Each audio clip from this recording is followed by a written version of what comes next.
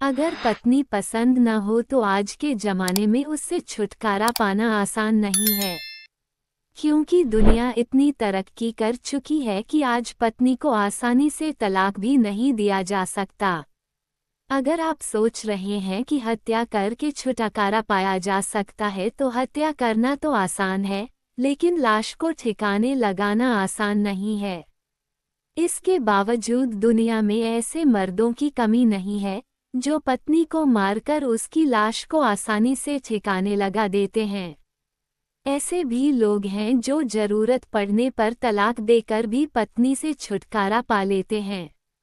लेकिन ये सब वही लोग करते हैं जो हिम्मत वाले होते हैं। हिम्मत वाला तो पुष्पक भी था, लेकिन उसके लिए समस्या ये थी कि पारिवारिक और भावनात्मक लगाव की वजह से वह पत्नी को तलाक नहीं देना चाहता था। पुष्पक सरकारी बैंक में कैशियर था। उसने स्वाति के साथ वैवाहिक जीवन के 10 साल गुजारे थे। अगर मालिनी उसकी धड़कनों में न समा गई होती तो शायद बाकी का जीवन भी वह स्वाति के ही साथ बिता देता। उसे स्वाति से कोई शिकायत भी नहीं थी। उसने उसके साथ दाम्पत्य के जो 10 साल बिताए थे, उन्हें भुलाना भी उसके लिए आसान नहीं था। लेकिन इधर स्वाति में कई ऐसी खामियां नजर आने लगी थीं, जिनसे पुष्पक बेचैन रहने लगा था। जब किसी मर्द को पत्नी में खामियां नजर आने लगती हैं तो वह उससे छुटकारा पाने की तरकीबें सोचने लगता है। इसके बाद उसे दूसरी औरतों में खूबियां ही खूबियां नजर आने लगती हैं। पुष्पक भी अब इस स्थिति में पहुंच गया था। उसे जो वेतन मिलता था उसमें वह स्वाति के साथ आराम से जीवन बिता रहा था, लेकिन जब से मालिनी उसके जीवन में आई तब से उसके खर्च अनायास बढ़ गए थे। इसी वजह से वह पैसों के लिए परेशान रहने लगा था। उसे मिलने वाले वेतन से 2 औरतों के खर्च पूरे नहीं हो सकते थे। यही वजह थी कि वह दोनों में से किसी एक से छुटकारा पाना चाहता था। जब उसने मालिनी से छुटकारा पाने के बारे में सोचा तो उसे लगा कि वो उसे जीवन के एक नए आनंद से परिचय कराकर यह सिद्ध कर रही है, जबकि स्वाति में वह बात नहीं है। वो हमेशा ऐसा बर्ताव करती है जैसे वो बहुत बड़े अभाव में जी रही है। लेकिन उसे वह वादा याद आ गया जो उसने उसके बाप से किया था कि वह जीवन की अंतिम सांसों तक उसे जान से भी ज्यादा प्यार करता रहेगा। पुष्पक इस बारे में जितना सोचता रहा उतना ही उलझता गया। अंत में वह इस निर्णय पर पहुंचा कि वह मालिनी से नहीं, स्वाति से छुटकारा पाएगा। वो उसे न तो मारेगा न ही तलाक देगा। वो उसे छोड़कर मालिनी के साथ कहीं भाग जाएगा। यह एक ऐसा उपाय था जिसे अपनाकर वह आराम से मालिनी के साथ सुख से रह सकता था। इस उपाय में उसे स्वाति की हत्या करने के बजाय अपनी हत्या करनी थी। सच में नहीं, बल्कि इस तरह कि उसे मरा हुआ मान लिया जाए। इसके बाद वह मालिनी के साथ कहीं सुख से रह सकता था। उसने मालिनी को अपनी परेशानी बताकर विश्वास में लिया। इसके बाद दोनों इस बात पर विचार करने लगे कि वो किस तरह आत्महत्या का नाटक करे कि उसकी साजिश सफल रहे। अंत में तय हुआ कि वह समुद्र तट पर जाकर खुद को लहरों के हवाले कर देगा। तट की ओर आने वाली समुद्री लहरें उसकी जैकेट को किनारे ले आएंगी।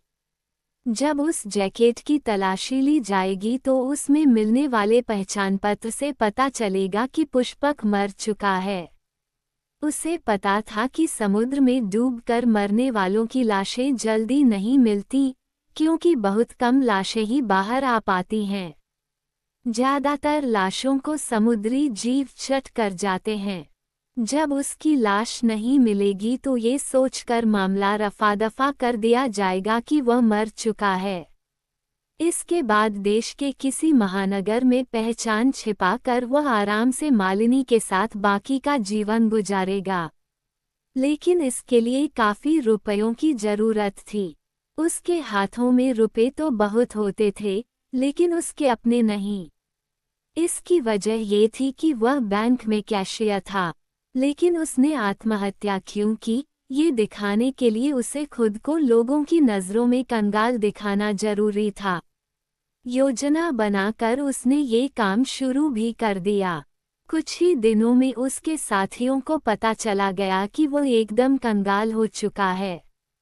बैंक कर्मचारी को जितने कर्ज मिल सकते थे, उसने सारे के सारे ले लिए थे। उन कर्जों की किस्तें जमा करने से उसका वेतन काफी कम हो गया था। वह साथियों से अक्सर तंगी का रोना रोता रहता था। इस हालत से गुजरने वाला कोई भी आदमी कभी भी आत्महत्या कर सकता था। पुष्पक का दिल और दिमाग अपनी इस योजना को लेकर पूरी तरह संतुष्ट था। चिंता थी तो बस ये कि उसके बाद स्वाति कैसे जीवन बिताएगी। वह जिस मकान में रहता था, उसे उसने भले ही बैंक से कर्ज लेकर बनवाया था, लेकिन उसके रहने की कोई चिंता नहीं थी। शादी के 10 सालों बाद भी स्वाति को कोई बच्चा नहीं हुआ था। अभी वह जवान थी, इसलिए किसी से भी विवाह करके आगे की जिंदगी सुख और शांति से बिता सकती थी। ये सोचकर वह उसकी ओर से संतुष्ट हो गया था। बैंक से वह मोटी रकम उड़ा सकता था, क्योंकि वह बैंक का हेड कैशियर था। सारे कैशियर बैंक में आई रकम उसी के पास जमा कराते थे। वही उसे गिनकर तिजोरी में रखता था। उसे इसी रकम को हथियाना था। उस रकम में कमी का पता अगले दिन बैंक खुलने पर चलता। इस बीच उसके पास इतना समय रहता कि वह देश के किसी दूसरे महानगर में जाकर आसानी से छिप सके। लेकिन बैंक की रकम में हेरफेर करने में परेशानी ये थी कि ज़्यादातर रकम छोटे नोटों में होती थी। वह छोटे नोटों को साथ ले जाने की गलती नहीं कर सकता था, इसलिए उसने सोचा कि जिस दिन उसे रकम का हेरफेर करना होगा, उस दिन वह बड़े नोट किसी को नहीं देगा। इसके बाद वह उतने ही बड़े नोट साथ ले जाएगा, जितने जेबों और बैग में आसानी से जा सके। पुष्पक का सोचना था कि अगर वह 20 लाख रुपए भी लेकर निकल गया तो उन्हीं से कोई छोटा मोटा कारोबार करके मालिनी के साथ नया जीवन शुरू करेगा। 20 लाख की रकम इस महंगाई के दौर में कोई ज़्यादा बड़ी रकम तो नहीं है, लेकिन वह मेहनत से काम करके इस रकम को कई गुना बढ़ा सकता है। जिस दिन उसने पैसे लेकर भागने की तैयारी की थी, उस दिन रास्ते में एक हैरान करने वाली घटना घट गई। जिस बस से वह बैंक जा रहा था, उसका कंडक्टर एक सवारी से लड़ रहा था। सवारी का कहना था कि उसके पास पैसे नहीं हैं, एक लॉटरी का टिकट है।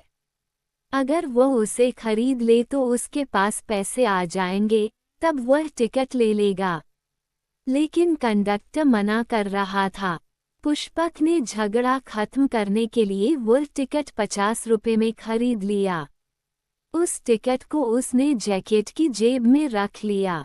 आत्महत्या के नाटक को अंजाम तक पहुंचाने के बाद वह फोर्ट पहुंचा और वहां से कुछ जरूरी चीजें खरीद कर एक रेस्टोरेंट में बैठ गया। चाय पीते हुए वह अपनी योजना पर मुस्कुरा रहा था। तभी अचानक उसे एक बात याद आई। उसने आत्महत्या का नाटक करने के लिए अपनी जो जैकेट लहरों के हवाले की थी, उसमें रखे सारे रुपए तो निकाल लिए थे, लेकिन लॉटरी का वह टिकट उसी में रह गया था। उसे बहुत दुख हुआ। घड़ी पर नजर डाली तो उस समय रात के 10 बज रहे थे। अब उसे तुरंत स्टेशन के लिए निकलना था।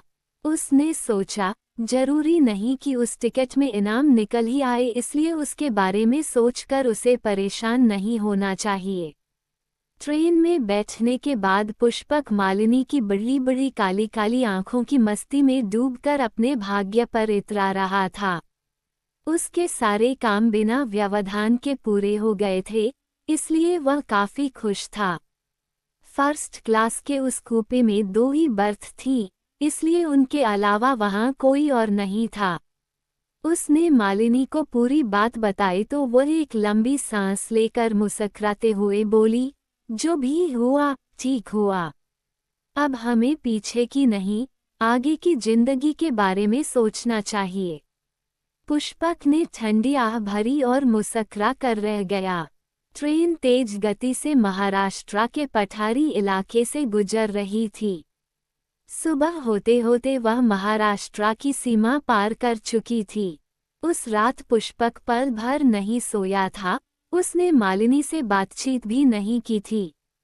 दोनों अपनी अपनी सोचों में डूबे थे।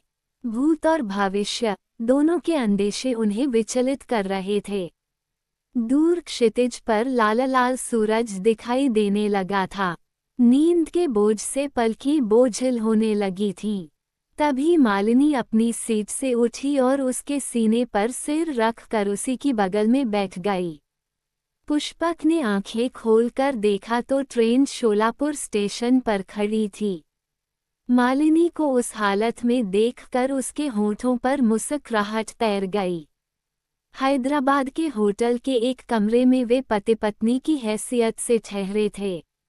वहां उनका ये दूसरा दिन था। पुष्पक जानना चाहता था कि मुंबई से उसके भागने के बाद क्या स्थिति है। वह लैपटॉप खोलकर मुंबई से निकलने वाले अखबारों को देखने लगा।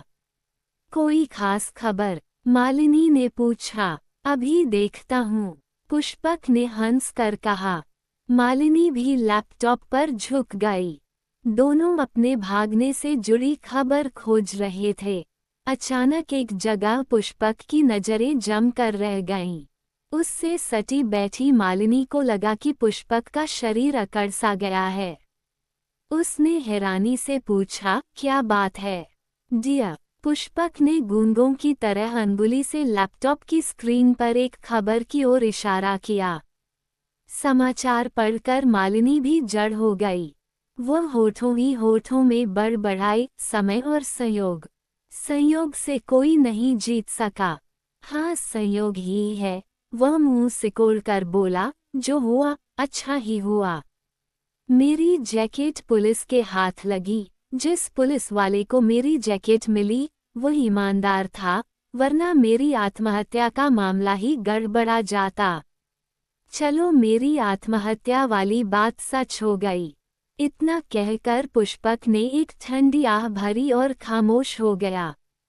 मालिनी खबर पढ़ने लगी। आर्थिक परेशानियों से तंग आकर आत्महत्या करने वाले बैंक कैशियर का दुर्भाग्य। इस हेडिंग के नीचे पुष्पक की आर्थिक परेशानी का हवाला देते हुए आत्महत्या और बैंक के कैश से 20 लाख की रकम कम होने की बात लिखते हुए लिखा था, इंसान परिस्थिति से परेशान होकर हौसला हार जाता है और मौत को गले लगा लेता है। लेकिन वह नहीं जानता कि प्रकृति उसके लिए और भी तमाम दरवाजे खोल देती है। पुष्पक ने 20 लाख बैंक से चुराए और रात को जुए में लगा दिए कि सुबह पैसे मिलेंगे तो वह उसमें से बैंक में जमा कर देगा।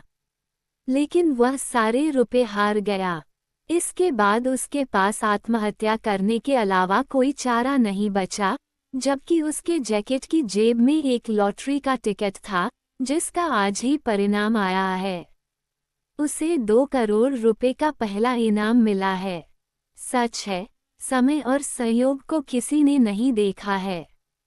दोस्तों, अगर वीडियो अच्छा लगा तो वीडियो को लाइक और चैनल को सब्सक्राइब जरूर करें। और इन कहानियों को सुनाने का उद्देश्य किसी को परेशान करना बिल्कुल भी नहीं है। ये कहानी आपको इसलिए सुनाई जाती है ताकि आप लोग इन कहानियों में से कुछ न कुछ सीख सको और अपने जीवन में उस चीज़ को अप्लाई कर सको।